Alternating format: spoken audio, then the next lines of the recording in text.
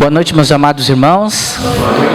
Que a paz de Cristo esteja em nosso coração. A igreja está muito bonita hoje, como sempre. Antes de transmitirmos a palavra do Senhor, quero dar um recadinho aos irmãos. Se puder apagar aqui, irmão, para poder ficar mais fácil a apresentação. Quero dizer aos irmãos e pedir autorização para que na próxima semana eu esteja ausente aqui dos cultos, tanto de manhã quanto da noite, porque vou celebrar um casamento de amigos no interior, tá bom? Então, semana que vem o pastor não estará aqui, mas é por essa razão, e se Deus permitir, no próximo final de semana estaremos juntos novamente. Nós ouvimos aqui algumas canções e o testemunho do nosso irmão Gustavo. Eu gostaria só de fazer mais um destaque antes da mensagem. As canções, irmãos, são declarações da nossa fé. Então, quando o irmão ele vem aqui e canta para nós uma canção, eu não vou me importar com o que vai acontecer, eu só quero te exaltar. Tu és a razão de viver. Pense na profundidade da letra dessa canção. E se nós somos capazes de cantar uma canção como essa. É profundo, a profundidade da letra de uma canção que verdadeiramente louva o nome do Senhor. Ao ponto de declararmos que não importa o que vai acontecer conosco, nós vamos continuar exaltando o nosso Deus. Então, assim, fala muito ao meu coração esse tipo de mensagem. Que Deus abençoe. Costinha, né? Costinha, o Gustavo, a mãe, Rose, né? Que Deus abençoe muito. Foi muito bom mesmo. E que Deus continue abençoando vocês por onde esse testemunho for contado. Tá bom?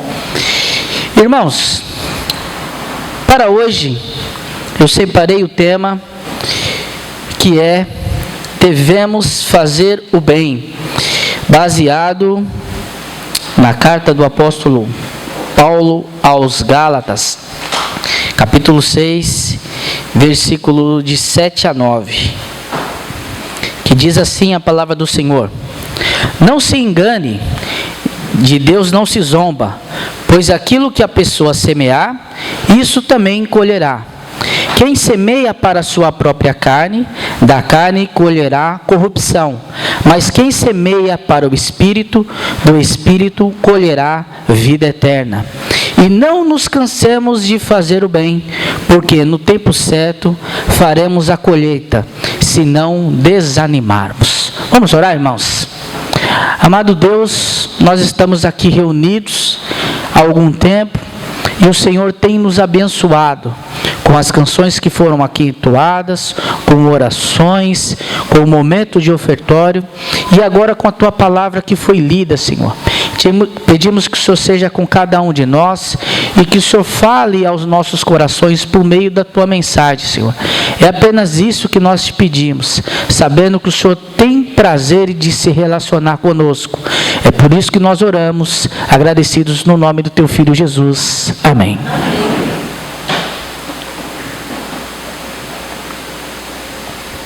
Irmãos, esse tema, devemos fazer o bem, parece muito óbvio, né, para a nossa vida, por sermos servos de Deus.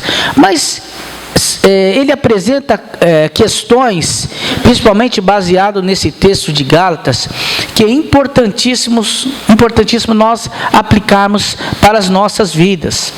Agora, vale destacar que o livro de Gálatas foi um livro escrito pelo apóstolo Paulo em aproximadamente entre 51 e 53 depois de Cristo.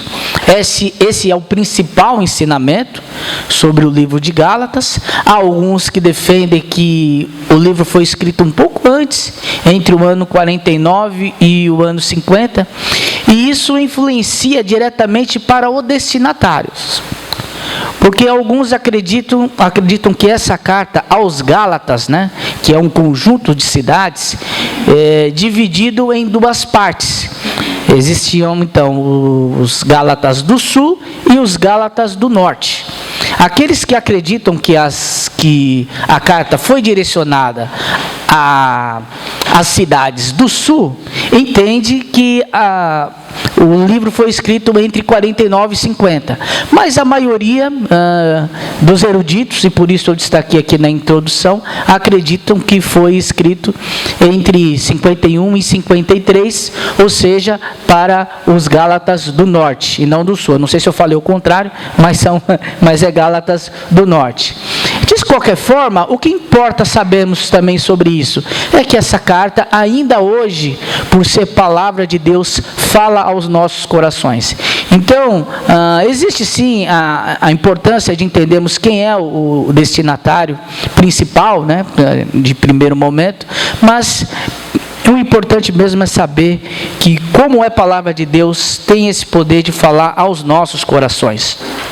E nessa carta, nós encontramos uma defesa importante do apóstolo Paulo sobre a justificação pela fé, em função da existência ainda dos judeus que ingressavam no cristianismo e defendiam a prática de algumas leis mosaicas para que fossem praticadas naquela religião, aí no caso no cristianismo. Inclusive a questão da circuncisão, os Gálatas e algumas outras cartas, o apóstolo Paulo fala e defende muito, porque existia aquela crença e aquela necessidade de circuncidar pessoas que não faziam parte do povo judeu. Nós encontramos uma solução para essa questão no concílio que teve em Jerusalém. Isso nós vemos descrito em Atos dos Apóstolos, capítulo 15.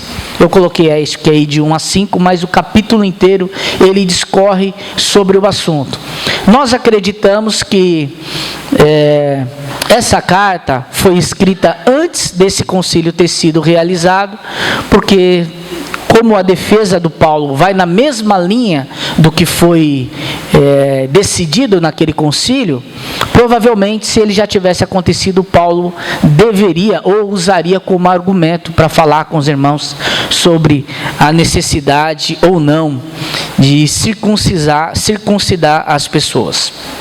Agora, no capítulo 6, de onde nós extraímos aqui a leitura, ele nos faz algumas exortações sobre o amor, a perseverança na fé, e Paulo apresenta aquele princípio de semear e plantar, tão conhecido, a lei da semeadura, que alguns denominam assim. Então o texto ele mostra algumas realidades, alguns ensinamentos importantes, mas hoje especificamente nós vamos nos ater, focar nessa discussão sobre a colheita, semeadura, colheita, e sobre a nossa responsabilidade de praticar o bem. E para isso eu quero destacar o que diz logo no início, no versículo 7. Não vos enganei, não fiquem enganados, prestem atenção naquilo que vocês estão fazendo, prestem atenção no que nós fazemos. Precisamos então evitar o engano. Hoje, para não errarmos, para não nos enganarmos, nós temos vários recursos, com muito mais tecnologia. Quando nós vamos sair e andar para um lugar onde nós não conhecemos, se nós vamos de automóvel próprio, geralmente nós vamos usar lá um GPS, né, ou algo semelhante, para nos ajudar a nos perder, a não nos perder no meio da caminhada. E mesmo assim a gente às vezes dá uma volta a mais no quarteirão, né? Porque nós somos limitados. E por isso a palavra do Senhor destaca para evitarmos o erro, para não nos enganar, para ficarmos atentos sobre a direção ao qual devemos ir. E outra coisa também importante que podemos destacar para evitarmos o erro é conhecer do Senhor. Porque em Oséias, capítulo 4, versículo 6, o profeta diz que o meu povo perece por falta de conhecimento, falta de sabedoria. E não necessariamente uma falta de conhecimento de maneira geral, mas muitas vezes a falta de conhecimento de quem é Deus, de quem é o Senhor. Então a primeira coisa que nós podemos pensar para evitarmos o erro é que não podemos desprezar o conhecimento de Deus ou o conhecimento de quem é Deus. Isso é importantíssimo para as nossas vidas e deve ser valorizado. Hoje na escola bíblica dominical, depois que nós dividimos em classe, nós falamos um pouco sobre evidências da salvação, até que em um determinado momento, o irmão Maurício falou: olha, como eu valorizo alguns momentos que nós temos nessa igreja, que são momentos de estudo, que são os nossos cultos na quinta-feira, que são cultos para estudo, para estudarmos a palavra de Deus, e nos domingos de manhã, que é a nossa escola bíblica dominical. E às vezes, irmãos, nós podemos participar e nós negligenciamos esse conhecimento. E isso que nós adquirimos de Deus, esse conhecimento, é algo que nos ajuda a vivermos uma vida com menos erro possível. Sabemos, e não é o propósito do sermão mostrar qualquer tipo de perfeição, não é isso, mas nós podemos melhorar. E para melhorarmos, nós precisamos reconhecer: poxa, eu vivo numa situação, eu sou limitado, os meus irmãos também são limitados, mas juntos nós podemos nos ajudar e melhorar. Então a igreja proporciona situações em que nós não negligenciamos o conhecimento de Deus. Agora cabe a mim e a você ter a disponibilidade para participar e adquirir esse conhecimento de Deus. Não é porque quem participa aqui sabe mais do que você, não é isso, mas porque juntos nós podemos trocar experiências e Deus, através da sua capacidade, nos dá condições diferentes. Então eu aprendo com o irmão e o irmão aprende comigo. E o meu desafio aqui é que, dentro das suas possibilidades, participe sim das atividades que a igreja oferece, é para o seu bem. Além disso, a nossa irmã Maria José, que dirigindo o culto aqui, apresentou outras atividades que a igreja também nos dá a oportunidade de não apenas aprender, mas também servirmos o Senhor. E aí a gente volta lá para a canção, de nos entregarmos ao Senhor, independente do que nos vá acontecer. O que eu quero destacar aqui também? Que o engano não é um pecado premeditado. O que é isso? É algo que nós fazemos e nós já pensamos de alguma forma, já está programado, já está no nosso script, já nos programamos para isso. Engano é diferente. Engano é um exemplo que eu dei. Eu vou para um lugar onde eu não conheço e eu preciso de algo que vai me ajudar na localização e, enfim, como eu tenho dificuldade com o que é esquerda e direita, né? Como algumas pessoas dizem, eu não vou citar o nome assim aqui, a robozinha falou para ir para a esquerda, eu fui para a direita. Então, isso é engano. Mas às vezes, irmãos, nós caímos nos mesmos erros. E isso não é engano. Não que o engano justifique. Eu me enganei, então tudo bem, está certo. Mas nós temos que evitar, refletir sobre as nossas falhas e as nossas faltas e entender se elas são engano ou se são premeditadas.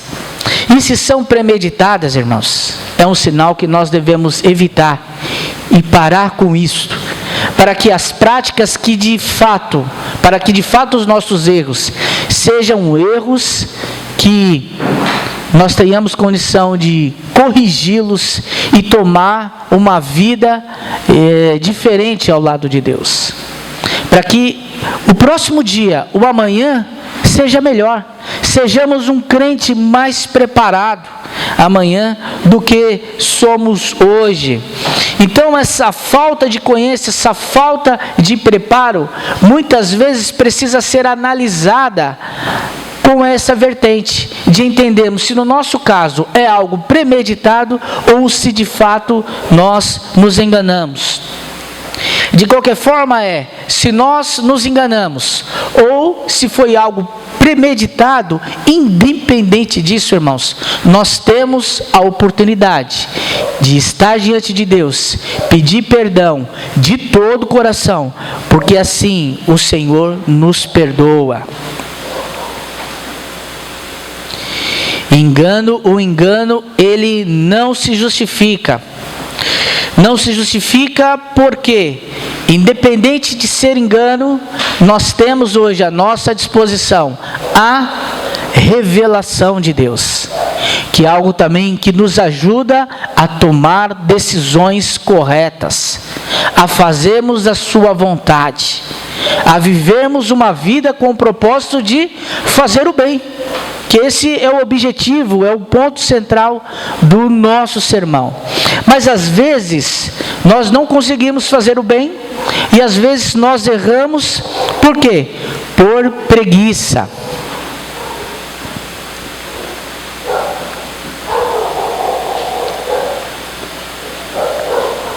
Lá perto de onde eu moro tem uma sorveteria. Quem sabe já está rindo, né? E essa sorveteria, ela tem um apelido. O apelido da sorveteria é Preguiçosa. Tem um motivo, né?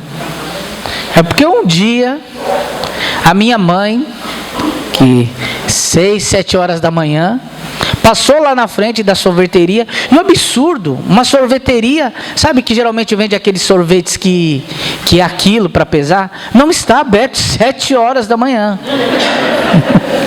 E aí, achou um absurdo, e aí esse apelido, né, da sorveteria, ela nem sabe, né, a pessoa que está lá nem sabe, ficou como Preguiçosa. E aí, né, nessa última sexta-feira nós recebemos uma família da igreja, né? Hoje vocês vão provar o sorvete da Preguiçosa. E sorvete é bom, de fato o sorvete é muito bom. Por isso que a gente acorda preguiçosa até meio-dia, que ela abre lá, para podermos comprar o sorvete. E às vezes nós erramos porque nós temos uma vida cristã de preguiça em ter essa comunhão com Deus, em conhecer o Senhor, em estudar a palavra do Senhor. Isso nos faz crentes preguiçosos, e aí é preguiçoso mesmo, não é uma brincadeira, e prejudica as nossas atividades, prejudica no fazer o bem. Porque, irmãos, fazer o bem não é só intenção. Nós temos que entender o que de fato é bom ou não. A bondade de Deus, como nós cantamos aqui já hoje, ela é manifestada através das nossas vidas. E de que maneira nós vamos reproduzir isso? Da melhor maneira possível. Só que, irmãos, os relacionamentos não são fáceis. Às vezes nós não temos paciência para realizar algumas coisas. Então, mesmo sabendo que precisamos fazer o bem ainda é um desafio para nós. E muitas vezes essa preguiça em estudarmos a palavra de Deus, em procurar sabedoria no Senhor, em ter comunhão com Ele, nos atrapalha nesse nosso objetivo. Nós recebemos a ajuda de Deus para evitarmos o engano, o que é através da sua própria palavra. Em 2 Timóteo, capítulo 3, versículo 16 e 17, diz que toda a Escritura é divinamente inspirada e proveitosa para ensinar, para repreender, para corrigir, para instruir em justiça, para que o servo de Deus seja pronto e perfeitamente preparado para toda a boa obra. Então, irmãos, nós já temos mais ou menos a direção que precisamos tomar. Cabe a nós dar um passo a mais no sentido do conhecimento de quem é Deus, para que possamos reproduzir a sua bondade, para que a bondade de Deus não pare em nós, para que a gente possa transmitir para as outras pessoas. Vamos ver sobre a minha esposa, sobre os meus filhos. Quem não gosta de tomar banho, de repente vai até comemorar, mas na hora de tomar uma água geladinha, aí vai sentir falta quando tiver calor. Então as consequências das nossas decisões, muitas vezes, irmãos, vão além da nossa vida, influencia a outros. E se nós formos pensar, vai ainda além. Porque quando tiver mais friozinho, que precisar tomar um banho quente, aqueles que gostam de tomar banho, lógico, vai sair na casa de um tio, de um amigo, de alguém, e vai impactar a vida dessa pessoa também, que vai ter que recebê-la lá para tomar um banho. É um exemplo simples, mas para mostrar que as nossas decisões influenciam na vida dos outros. Por isso que a importância de termos a responsabilidade de não pensarmos apenas em nós, nas decisões, e buscarmos a Deus para tomarmos decisões sábias, a fim de que ela reflita o bem que devemos fazer. E olha, não há um meio termo, de acordo com o texto aqui que nós lemos. Não dá para ficar em cima do muro. Eu acho que deve estar. Pode passar pro. Travou? Tem um rapazinho lá em cima do muro. Então, na vida cristã, irmãos, não dá para ficar em cima do muro. Nós precisamos tomar uma decisão. E essa decisão precisa ser ao lado de Deus. A nossa afirmação, ela precisa ser compatível com aquilo que Deus espera de nós, como seus servos. Nós precisamos tomar decisões que sejam diretamente voltadas com aquilo que o Senhor tem programado para as nossas vidas. Na vida cristã, irmãos, não tem terceira via, né? Terceira via, eles dizem que tem na política, mas na vida cristã não. Ou nós estamos do lado do Senhor ou não. Ou nós plantamos o bem e colhemos o bem, ou nós plantamos o mal e colhemos o mal. Essa decisão, ou essa indecisão, precisa sair da nossa mente, dos nossos corações. Nós temos que nos posicionar ao lado de Jesus. Não dá para ser como aquele detergente neutro, sabe? Que a gente usa para lavar a louça. Não sei nem se é bom ou se é ruim, né? Geralmente lá em casa a gente compra de coco, né? Não sei por que também.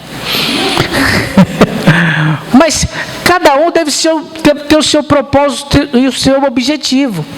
Mas na vida cristã não dá detergente neutro, shampoo neutro. Também gosto de shampoo bastante, mas não do neutro.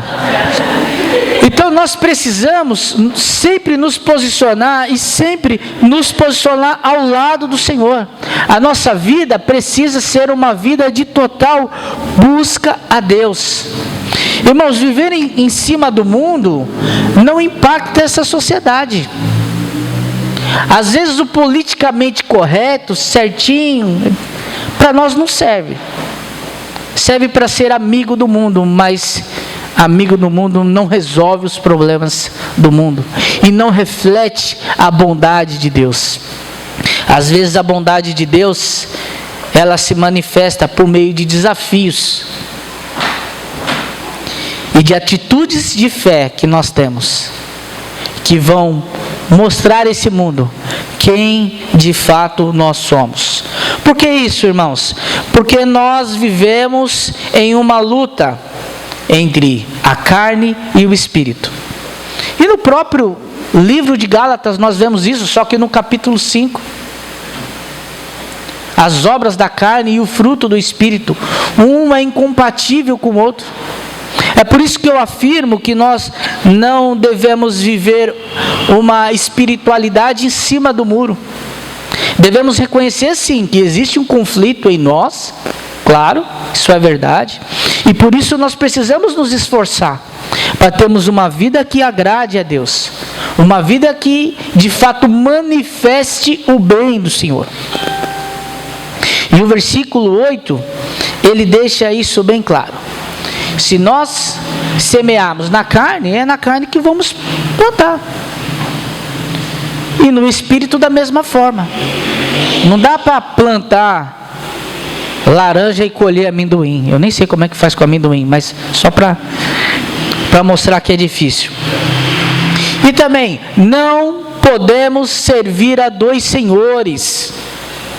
Nós encontramos isso em Mateus capítulo 6, versículo 24. Porque se você agradar um, você vai aborrecer o outro. E Apocalipse que nós estudamos também, Apocalipse capítulo 3, estudamos sobre as igrejas do Apocalipse. E se você é morno, o que vai acontecer? Também não podemos ser morno. Não dá para ficar em cima do muro. Não dá para servir dois senhores. Irmãos, nós precisamos tomar uma decisão. E a decisão é bem clara. É o lado do Senhor.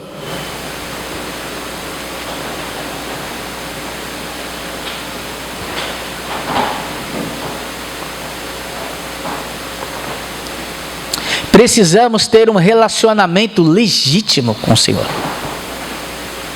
Isso é importante. Precisamos estar atento àquilo que o Senhor espera de nós. Não porque o pastor está falando, porque eu não tenho condição de te ajudar nesse sentido. O seu sentimento, o seu relacionamento precisa ser com Deus. O pastor não tem como medir isso. O que eu posso fazer é orar por você. Porque só Deus sabe se nós estamos sentados aqui com o intuito de louvar a Deus ou se estamos esperando no pastel, pensando no pastel da feira, né? Que hora vai acabar? Apesar que essa hora não tem feira, né? Mas de repente o pastel está guardado lá na sua casa. Esse é um momento seu com Deus. O relacionamento que Deus quer ter contigo, ele não é apenas em comunidade, em congregação, estamos juntos, mas também um relacionamento individual com o Senhor. E isso depende da sua manifestação com Ele, sabendo que eu não posso servir a dois senhores. E outro ponto, Deus nos mostra o resultado das duas opções que nos é apresentada, que é semear na carne ou semear no Espírito. Por que isso? Para que não tenhamos dúvidas sobre a decisão que precisamos tomar. Existem dois caminhos. Precisamos saber qual que é a melhor decisão. E de antemão o texto já nos ajuda com isso. Quando ele diz que o resultado, quando semeamos no Espírito, é um resultado de vida eterna. É isso que diz o texto. E não um resultado de separação eterna com Deus. O que deixa bem claro aqui, que o Senhor nos adverte para que escolhamos, para que tenhamos condição de decidir, escolher o Espírito, plantar a nossa vida no Espírito, para colhermos não apenas resultados externos, ou resultados eternos, desculpe, essa é a palavra, mas também resultados nessa terra. Porque se nós vivemos uma vida de bem, plantando aquilo que é bom, nós também colhemos frutos nessa terra. E o melhor de tudo é a certeza do fruto eterno.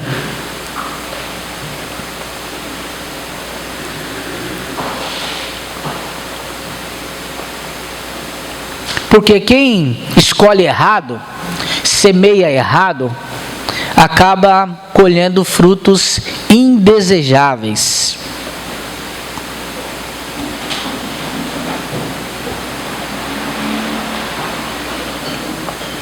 E aí eu tenho uma boa e uma má notícia para dar. Geralmente quem fala isso, pergunta se é primeiro a boa ou a má notícia. Mas eu não vou dizer isso para os irmãos. Eu vou dizer primeiro a boa e depois a má. Tá bom? A boa notícia é assim: se você escolher errado, Deus está à sua disposição para lhe perdoar e ajustar a sua rota. Essa é a boa notícia. E é maravilhosa. Porque a todo momento nós temos um Deus que nos acolhe e que nos ajuda. Um Deus que a sua bondade é manifestada todos os dias nas nossas vidas. Agora, a má notícia, irmãos, é que quando nós semeamos errado, a nossa colheita também fica comprometida. Então, as consequências das nossas decisões muitas vezes são mantidas. Mesmo Deus nos perdoando, nós colhemos essas decisões. E precisamos estar atentos a isso, porque às vezes nós reclamamos das nossas vidas, porque achamos que merecemos mais do que aquilo que o Senhor nos entrega. Mas muitas vezes passamos por situações que são consequências daquilo que nós plantamos. E o fato do Senhor nos perdoar e reconhecermos isso, já deveria ser motivo suficiente para agradecermos a Deus. E não vivermos uma vida de murmuração. Ah, porque isso me acontece, porque... Devemos fazer o bem. O texto diz no versículo 9, que nós não devemos cansar de fazer o bem. E ele está alertando porque de fato fazer o bem, ele cansa. E ele cansa por alguns motivos. Porque muitas vezes nós estamos fazendo o bem e nos sentimos sozinhos. Porque as outras pessoas não vêm, não nos acompanham. E às vezes nós sentimos falta de alguém para nos apoiar. Como temos boas ideias, quando buscamos fazer o bem. E isso é normal, é natural do ser humano. Nos sentimos desamparados. E às vezes, irmãos, nós estamos fazendo o bem, e o resultado desse bem, ele não é de imediato. E acaba também nos desanimando.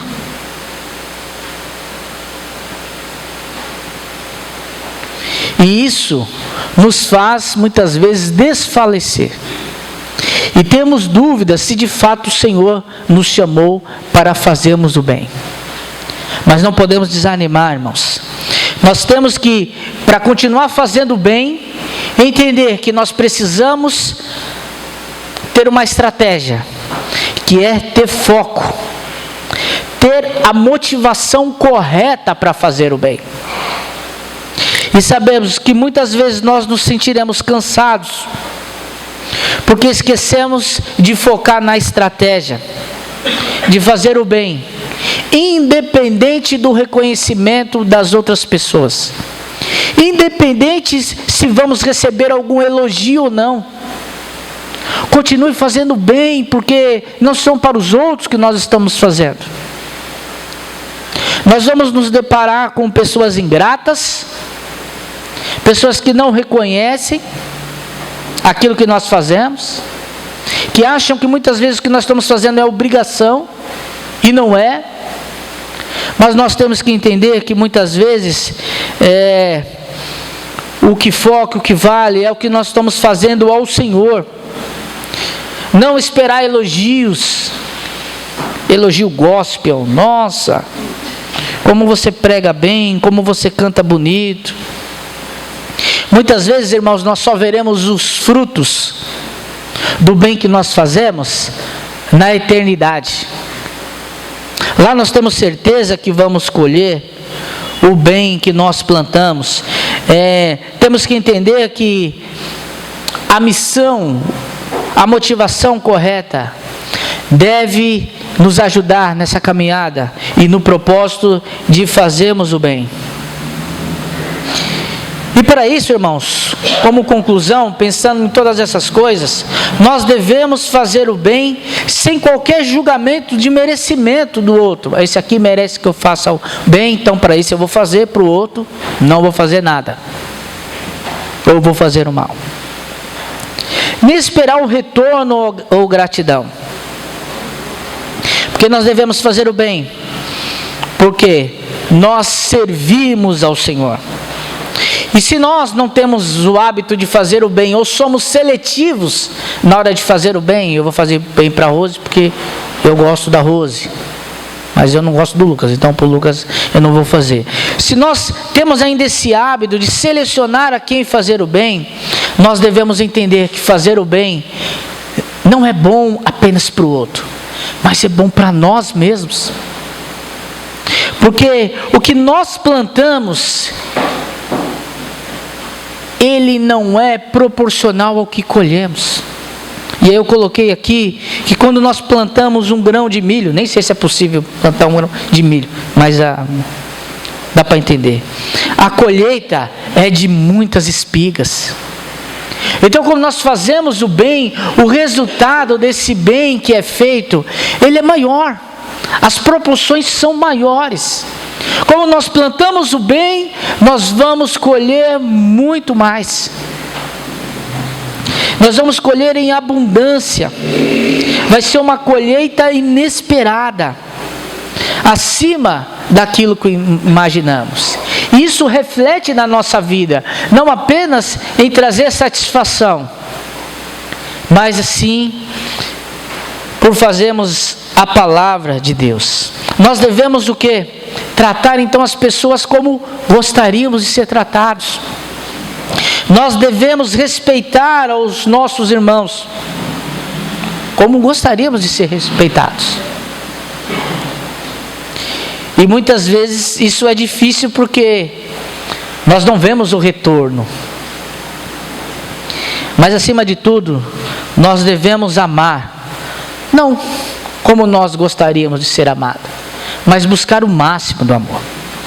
Buscar amar como Cristo nos amou e se entregou para nós. Que possamos sair daqui essa noite com esse objetivo de fazermos o bem, para que a nossa colheita seja uma colheita abençoada para você, para a sua família, para aqueles que estão ao seu redor e principalmente para o reino de Deus. E que o Senhor nos abençoe.